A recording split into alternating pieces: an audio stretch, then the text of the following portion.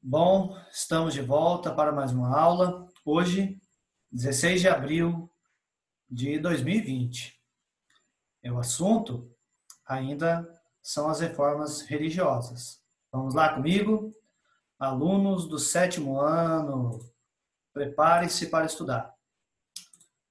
Pessoal, na aula passada fizemos a introdução, falamos sobre a imponência, da Igreja Católica Apostólica Romana, a Igreja Cristã, até então, sem essas divisões no Ocidente. Né? Pessoal, na apostila de vocês, nessas páginas que eu estou trabalhando, 153 e 154, deixa eu pegar aqui só um minutinho, apostila de vocês, acompanhe comigo aí. Capítulo 4, páginas 153 e 154. É isso mesmo. Então, logo no início, vem falando do Santo Agostinho. Santo Agostinho, ele viveu antes da Idade Média, até o século IV. E ele defendia uma ideia de que havia um lugar chamado purgatório. Não é que não já existia esse pensamento de um intermediário aí para chegar ao céu, tá bom? Então, nesse purgatório, um local onde os cristãos iam, para purgar, para purificar a sua alma. Uma divisão aqui entre o céu e o inferno. Então, o sujeito pecou, então ele vai ficar para que ele possa atingir um grau de purificação e entrar de fato no céu. Então, essa ideia foi se ganhando consistência e lá no século XII ela de fato estava consolidada. Tanto que é utilizado, as pessoas, geralmente da Igreja Católica Apostólica Romana, faz a oração para essas pessoas que estão lá nesse purgatório. Então, essas almas, olha só, destinadas a passar pelo purgatório, ficavam por um período indefinido, seriam aquelas que haviam cometido pecados durante a vida terrena. Quem é que não comete os pecados, não é? Então, mais um pouquinho para frente, a igreja começa a vender essas indulgências. Então, as pessoas vão comprar para serem salvas. Elas compram esse perdão, passam a comprar o perdão de quem? Da igreja, para que a alma dela seja livre, possa ir para o céu, ser salva. Então, uma outra forma dessa absolvição era concedida a quem rezava, quem comparecia às missas, que fazia boas obras, as pessoas que doavam dinheiro para a igreja, tá certo? Então, quando se fala em religião, principalmente a religião cristã, eu falo isso com um certo conhecimento, que nós devemos ter um pouco de conhecimento mesmo da Bíblia, fazer uma leitura para não ser levado por ondas de doutrinas. Então, a igreja ela vai se transformar num balcão de negócios, tá certo? E troca de interesses, como está na apostila de vocês. Uma questão que vocês devem se atentar é para isso aqui, ó. Simonia. O que é isso? Inclusive, vai ter uma questão lá que você vai ter que responder. É a venda de cargos religiosos. Então, algumas pessoas começaram a comprar esses cargos religiosos e não tinha a mínima condição de ser um clérigo, um sacerdote. Então, qual que é o interesse dele? Também interesse nas riquezas, nas terras, etc. Então, essa venda de cargos religiosos, cargos eclesiásticos, é conhecido como simonia. Olha só, lá na apostila de vocês, na página 153, está assim, ó. Como consequência, houve um crescimento expressivo do número de padres, bispos e cardeais, com pouco preparo religioso para conduzir os fiéis.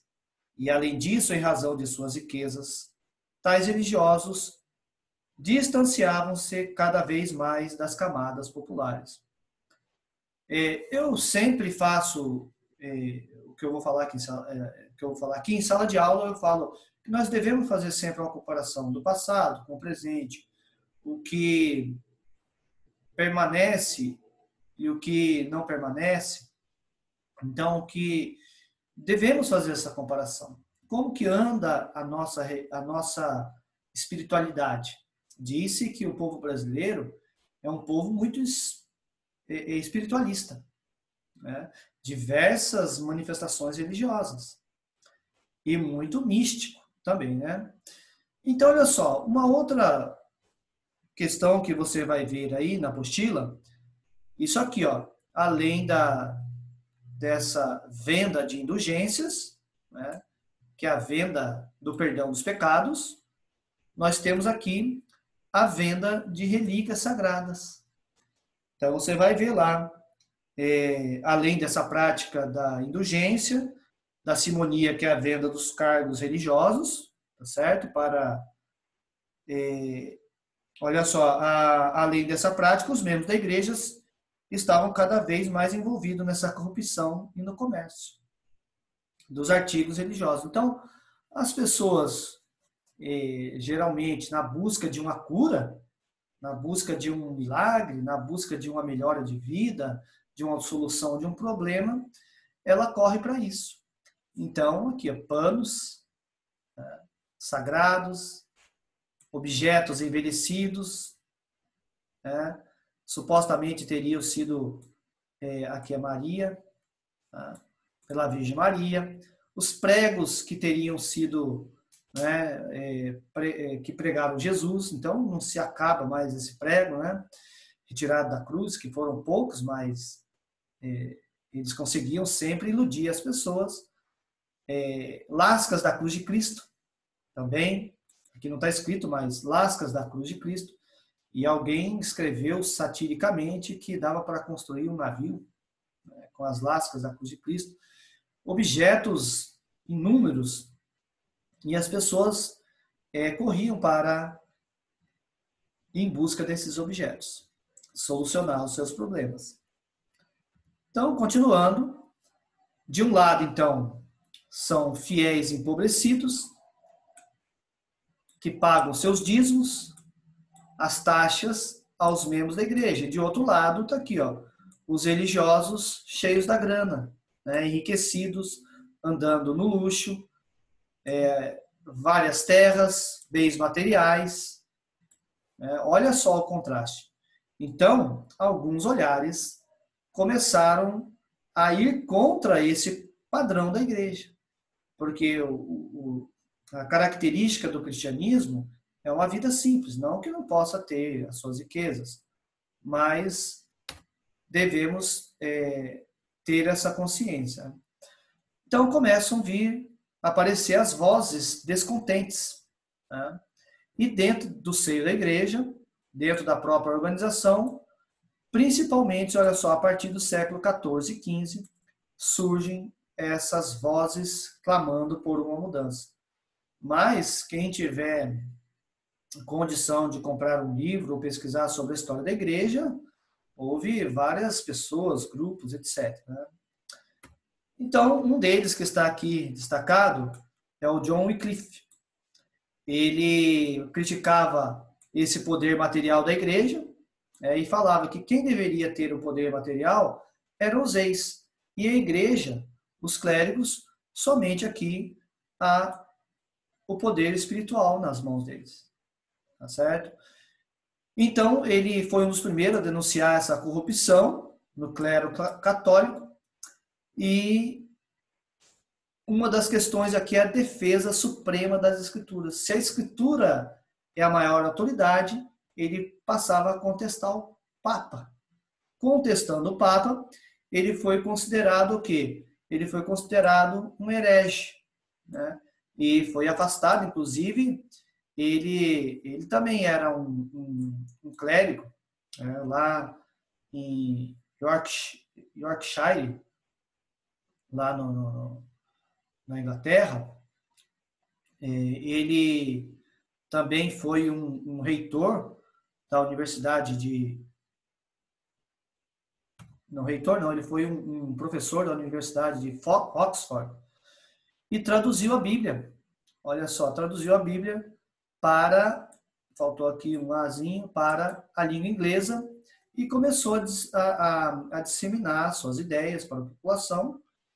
Resultado, né? As ideias desse John Wycliffe, eram consideradas perigosas, tá certo?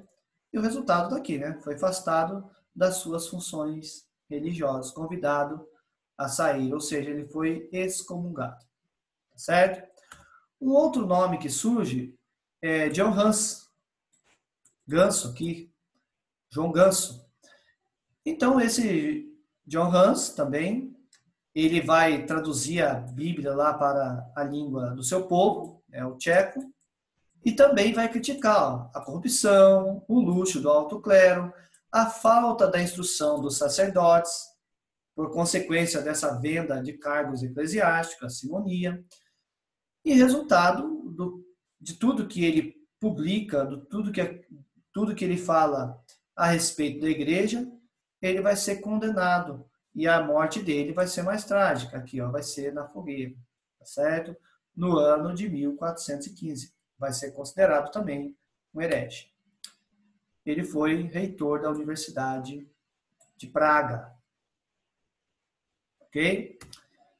No século XVI, o clima de satisfação já era generalizado.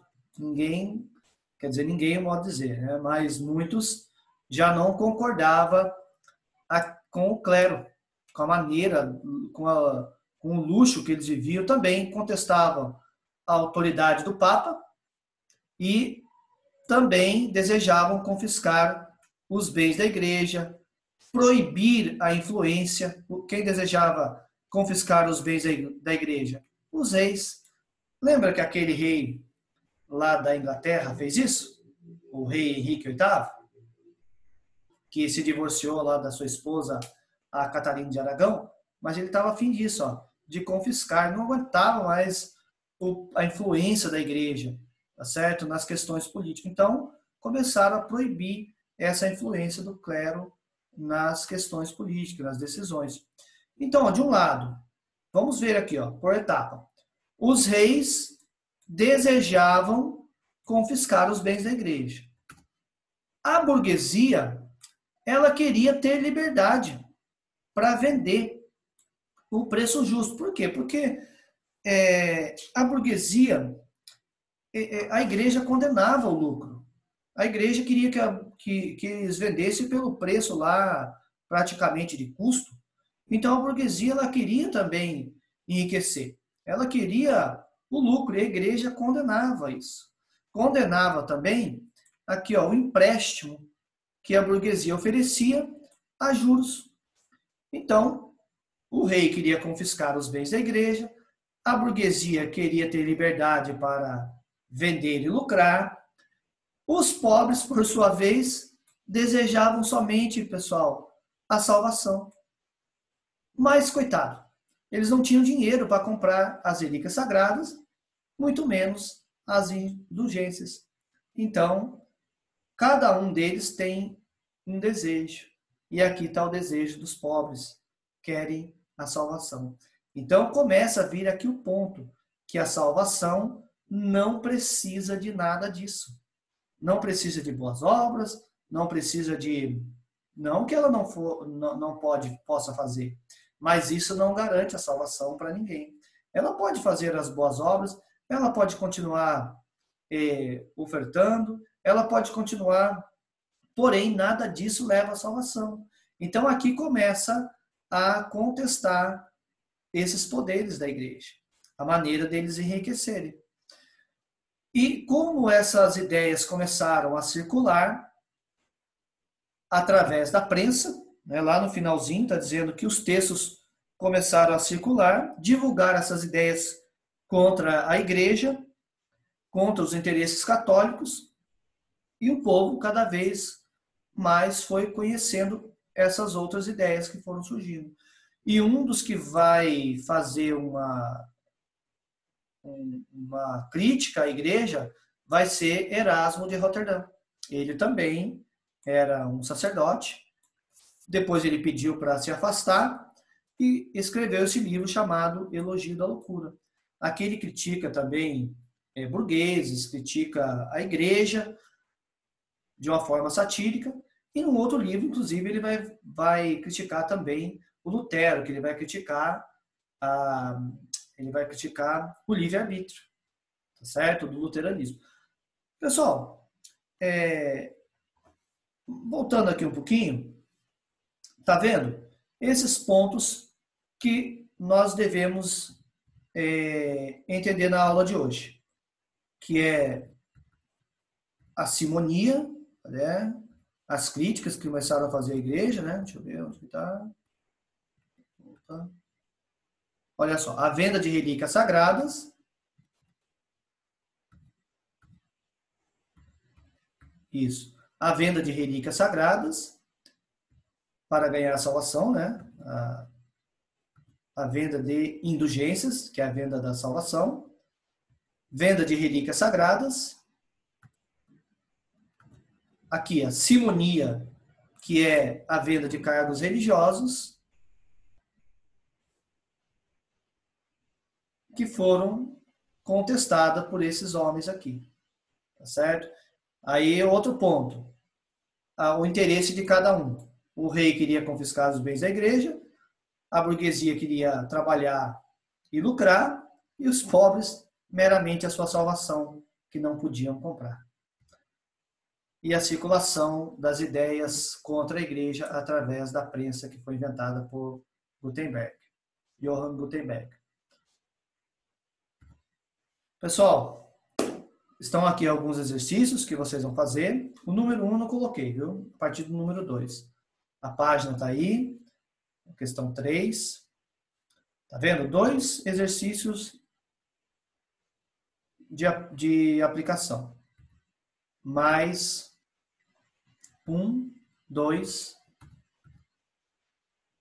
exercícios propostos.